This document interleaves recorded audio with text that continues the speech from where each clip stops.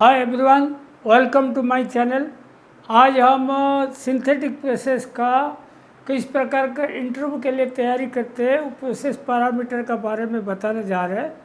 और जैसे कि अपन पिछला वीडियो में अपन ब्लो रूम तक कवर कर दिए थे, मिक्सिंग ब्लो रूम का हो गया था। अब अपन कार्डिंग ड्रॉप एंड सिंपलेस्ट का बात करने जा रहे हैं। और इसमें देखिए अपना 1.4 डेलियर 38 का पॉलिस्टर या 1.4 डेलियर 38 पॉलिस्टर, 1.5 डेलियर 38 विस्कस, उस हिसाब से अपन फाइबर लिए।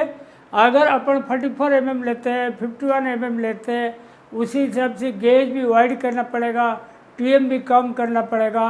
लेकिन कभी भी फाइबर लेंथ बढ़ाते एक चीज़ जरूर ध्यान रखो, उसमें आपको आईपीआई बराबर नहीं आएगा। आईपीआई बराबर नहीं आएगा, लेकिन फाइबर लेंथ में आप अगर बढ़ोतरी करते हो, मतलब 38 की जगह 44 लेते हो, 51 लेते हो, ज़रूर आपका सिंपलेस में टीएम कम लगेगा, रिम फ्रेम में टीएम कम रहेगा, प्रोडक्टिविटी बढ़ पाएगा। लेकिन क्वालिटी हिसाब से जितना स्मॉल लेंथ का लाओगे उतना बढ़िया रहेगा। और ये देखिए अपन 38 का लिए समझ लो पीसी वाला माल बना रहे हो, पॉलिस्टर कटर, तो उसके लिए 34 या 32 भी आता है, तो वो दोनों फाइबर सूटेबल होता है। और वो पॉलिस्टर ये अपना नॉर्मल काउंट का लिए, जैसे समझ लो आपको पीवी का माल बनानी है, माइक्रो पॉलिस्टर और विस्कस, वो अपना जो स्कूल का यूनिफॉर्म होता है ना, बच्चों का कपड़ा होता है, शार्टिंग होता है, या मतलब बच्चों का यूनिफॉर्म है, वो हमेशा माइक्रो पॉलिस्टर में लेते हैं, ताकि वो पूरा कटन जैसा फीलिंग रहता है और बच्चे पहनने के लिए भी लाइक करते हैं। तो उस केस में आप माइक्रो पॉलिस्टर ले सकते हो। माइक्रो पॉलिस्टर मीन्स 1 डेनियर से नीचे 0.9 डेनियर, 0.8, 0.7 अप टू 0.6 तक भी आता है, ठीक है। उसमें थोड़ा फीलिंग बढ़िया रहता है। तो आज का जो मैटर है ये फाइबर लेंथ हो गया, काउंट अपन 30 और 40 काउंट का प्रोसेस के बारे में बता रहे हैं। और इसमें देखो ये वीडियो कंप्लीट होने से पहले आपको एक चीज़ याद करा देता हूँ, कार्डिंग गेजेस सिंथेटिक प्रोसेस का एक है वीडियो, वो देख लेना रेफरेंस। और bottom roll gauge synthetic process drop frame में, बेकर में, फिनिशर में, और bottom roll gauge break draft वगैरह क्या रहेगा वो भी थोड़ा देख लेना। और वो हाफली स्ट्रेंथ जो होता है पॉलिस्टर में, पीबी में कितना स्टैंडर्ड है, वो भी आप एक वीडियो देख लेना। वो 3 वीडियो देख लोगे तो आपका सही हो जाएगा, क्योंकि इसमें हम सारी डिटेल नहीं जाएंगे, क्योंकि वो सब क्लास अपन किया हुआ और वीडियो डाला हुआ, ठीक है।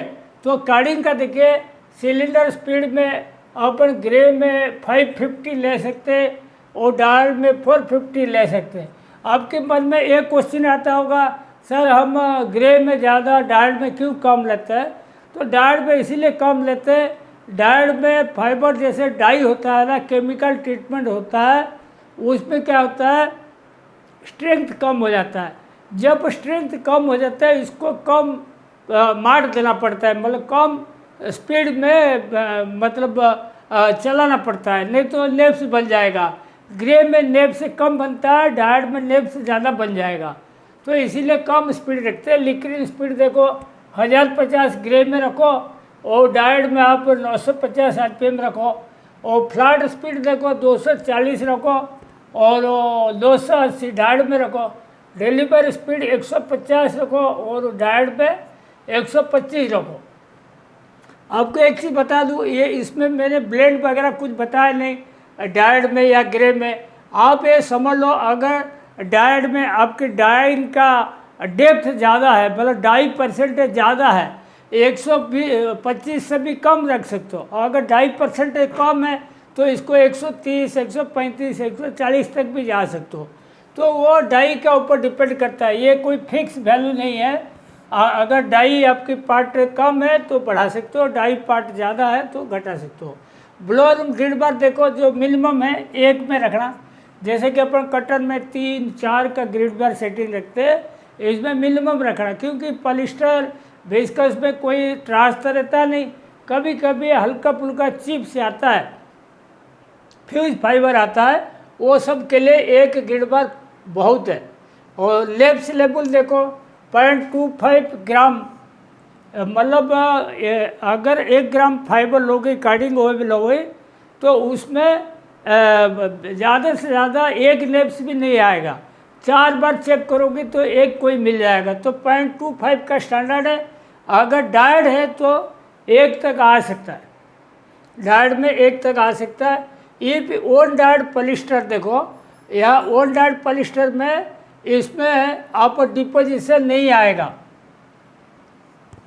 डिपोजिशन जो होता है नील आता है तो डोप डायड में। और ओन डायड पॉलिस्टर में यह देखो कार्डिंग में आपने क्या लिखा, नील, मतलब ग्रे में कोई डिपोजिशन नहीं आएगा। ये जो डिपोजिशन आएगा डोप डायड में नहीं आएगा, वो ग्रे में भी नहीं आएगा। तो उसके बाद जो डायड में आएगा ओन डायड में, यहाँ देखो clean all trumpets, sliver guides, feed table, calender roller, coiler tips, ये सब पूरा बढ़िया से हर घंटे में सफाई करना पड़ता है। क्योंकि जो डायड मटेरियल का जो डाई पार्टिकल है फाइबर के साथ चिपक के जाता है, और वो चिपक के जाने के बाद वो मटेरियल के साथ जो मिक्स होता है लैपिंग टेंडेंसी रहता है, फ्लाई जनरेशन होता है, फ्लाई चिपक के जाता है, कभी क्वालिटी सही नहीं आएगा। तो ग्रे और डोप डायड में नील रहेगा और ओन डायड में सब रहेगा। इसको बढ़िया से sliver guide, sliver path, coiler tube सब साफ करना। रैपिंग देखो 0.110, इसमें ग्रे डायड में भी 110 रखा। ब्रेकर ड्रॉपम देखो, बॉटम रोल गेज 46-50 रखा 100% पॉलिस्टर में। अगर पीबी ब्लेंड चला तो 44-48 रख सकते हो। बॉटम रोल गेज अगर 100% विस्कस चला तो 42-46 रख सकते हो। आपके मन में एक क्वेश्चन आता होगा, साहब विस्कस भी 38 mm, पॉलिस्टर भी 38 mm, तो इसमें विस्कस में कम गेज चल जाएगा, पॉलिस्टर में क्यों ज़्यादा रहेगा? तो आपको एक चीज़ और एक बार याद करा देता हूँ, जो फाइबर में स्ट्रेंथ ज़्यादा है वो गेज थोड़ा ज़्यादा रिक्वायरमेंट करता है, जिसमें स्ट्रेंथ कम है उसमें कम रखेगा चलेगा। उसमें देखो ब्रेक ड्राफ्ट 1.7 रखा मैंने यहाँ पे, चाहे आप पॉलिस्टर चलाओ, पीवी चलाओ या विस्कस भी चलाओ, 1.7 रखना। डिलीवर स्पीड देखो 400 रखा, मतलब ग्रे में, डायड में 300 तक रखो। और उस्टर देखो 2 से 2.5 तक रहेगा। और रैपिंग मैंने 0.110 रखा। ठीक है, ये हो गया ब्रेकर का कहानी। उसके बाद देखो फिनिशर ड्रॉप में बॉटम रोल गेज 44-48 रखा मैंने पॉलिस्टर में। ये ध्यान रखो, जब ब्रेकर का गेज रहता है उससे थोड़ा सा कम रखना पॉलिस्टर जो फिनिशर का गेज। और बॉटम रोल गेज देखो पीवी के लिए 43-48 रख दो कि चल जाएगा। बॉटम रोल गेज 42-46 रख देना विस्कस में। इसमें फिनिशर ब्रेकर में एक ही रख सकते हो। ब्रेक ड्रॉप देखो पॉलिस्टर पीवी में 1.5 रखना और इसमें विस्कस में 1.41 रखना। डिलीवर स्पीड देखो 500 MPM रखना ग्रे में, 450 रखना डायड या विस्कस में। उस्टर देखो 1.7 to 1.8 ग्रे, 2 से 2.1 डायड, 2.1 to 2.3 विस्कस। ये हो गया आपके उस्टर का एक गाइडलाइन। अच्छा, अगर ये माल सिंपलेस में आता है, देखो एवरेज फ्लाई स्पीड मैंने सिंपलेस में 100% पॉलिस्टर के लिए 950 रखा और पीवी ब्लेंड के लिए 1050 रखा और ये 850 RPM रखा डायड के लिए। ठीक है, रोबिंग है 0.9 रखा। अच्छा, TM जो देखो ग्रे पॉलिस्टर के लिए 0.65 रखा, 0.75 ग्रे पीवी के लिए और डायड के लिए 0.80 रखा। और टीपीआई देखो 0.62, 0.71, 0.76, उसी हिसाब से हो गया। बॉटम रोल गेज 48-70 रख दोगे तो चल जाएगा, बढ़िया है।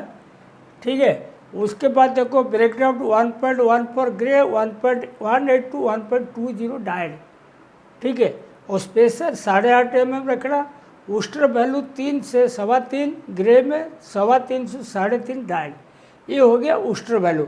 अच्छा, एक चीज़ आपको बता दूँ, ये अपना वर्जिन पॉलिस्टर का बात चल रहा है। अगर डायड अगर बहुत सारे मिल में रिसाइकल फाइबर भी डालते हैं, पॉलिस्टर फाइबर।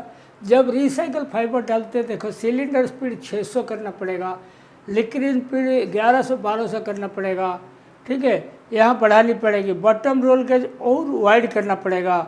ब्रेक ड्राफ्ट 1.7 ही रहेगा, और स्पीड जो होता है, स्पीड कोई दिक्कत नहीं है, और उस्टर थोड़ा बढ़ के आएगा, ठीक है।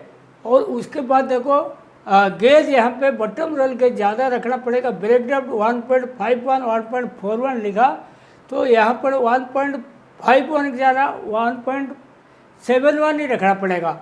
डिलीवर स्पीड ठीक है, उस्टर थोड़ा इसमें ज़्यादा आएगा। और सिंपलेस में देखो जो टीएम दिया, टीएम थोड़ा बढ़ के आएगा, और स्पिंडल स्पीड थोड़ा कम कर सकते हो, ठीक है। और बॉटम रोल गेज जो यही चल जाएगा। और ब्रेक ड्राफ्ट देखो 1.14 है ना, तो मैक्सिमम 1.20, इसमें 1.3 तक भी जाएगा ब्रेक ड्राफ्ट। और स्पेसर सही है, उस्टर वैल्यू थोड़ा इसमें बढ़ जाएगा, 4 तक आ जाएगा मैक्सिमम। लेकिन रिसाइकल फाइबर में थोड़ा आपको प्रिकॉशन लेना पड़ेगा वर्किंग के मामले में। उसमें क्या फाइबर लेंथ वगैरह बराबर नहीं रहता, थोड़ा प्रॉब्लमेटिक रहता है, तो इसको ध्यान से प्रोसेस करना पड़ता है। तो आज का टॉपिक मैंने यहीं पे समाप्त करता हूँ। Thank you.